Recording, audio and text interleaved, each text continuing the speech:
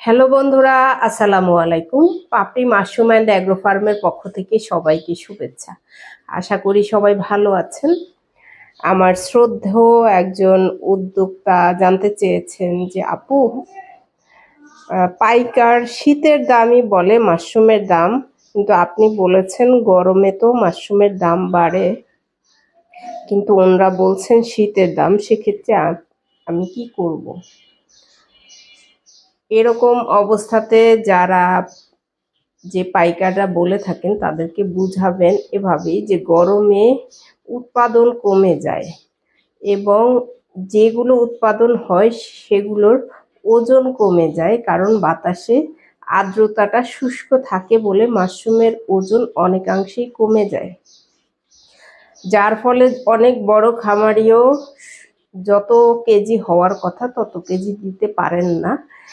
এই বিষয়টা যদি আপনি না জানেন সেক্ষেত্রে আপনি আপনার পাইকারকে বুঝিয়ে বলতে পারবেন না। অর্থাৎ শীতের দিনে উৎপাদন দ্রুত আসে এবং ময়শ্চারাইজার ঠিক থাকে, কিন্তু গরমের সময় ময়শ্চারাইজার অনেক শুষ্ক থাকে, অর্থাৎ বাতাসে আর্দ্রতাটা খুব শুষ্ক থাকে বলে মাশরুম অনেকটা শুকিয়ে যায়, অর্থাৎ ওজনের দিক থেকে হালকা হয় বলেই মাশরুমের দাম বেড়ে যায়।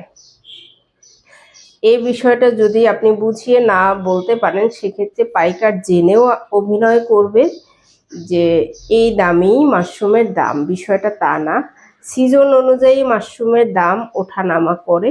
এই বিষয়টা আপনাকে নিজেকে জানতে হবে এবং ধীরে ধীরে বুঝতে হবে কেন দামটা ওঠানামা করে। অনেক সময়তে আছে যে টমেটো 20 টাকা, আবার সিজন অনুযায়ী 120 টাকা কেন হয়, এই বিষয়গুলো আপনাকে বুঝাতে হবে, কারণ আপনি আপনার পণ্য যদি সঠিকভাবে বুঝিয়ে ক্রেতাকে ধরিয়ে দিতে না পারেন সেক্ষেত্রে আপনি লাভবান হবেন না। গরমের সময়টা শুরু হয় ফেব্রুয়ারি মাসের শেষের দিক থেকে, অর্থাৎ মার্চের শুরু থেকে। তবে যদি রমজান থাকে সেক্ষেত্রে চপের দোকানগুলোতে চলে না, খুব কম চলে বলেই দামটা স্থিতিশীল থাকে। কিন্তু যদি এর পরেও রমজান পার হওয়ার পরেও যদি দামের পার্থক্যটা আপনি না ধরাতে পারেন সেক্ষেত্রে আপনি লাভবান হবেন না।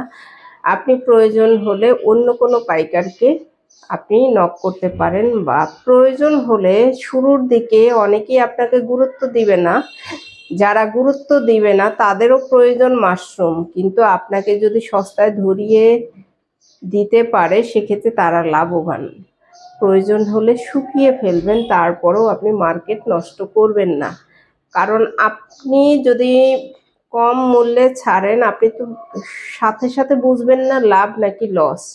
যখন 3 মাস শেষ হবে, প্রজেক্ট শেষ হবে, তখন আপনি বুঝতে পারবেন যে আপনার কতটুকু লাভ হলো। কিন্তু আপনি যখন মার্কেটে এই দামে ছাড়বেন, অন্যান্য চাষিদের এটা খুব সমস্যা হয়ে যায়, তখন বলবে উনি দিচ্ছে আপনি দিতে পারছেন না কেন। এই বিষয়গুলো মাথায় রেখেই মাশরুম চাষ করবেন এবং মার্কেট ঠিক রাখার চেষ্টা করবেন। আশা করি ভিডিওটি দেখে উপকৃত হবেন। ভালো থাকুন, সুস্থ থাকুন এবং নিজ ঘরে ঘরে মাশরুম চাষ করে নিজের পুষ্টির চাহিদা মিটিয়ে তুলুন। ভালো থাকুন।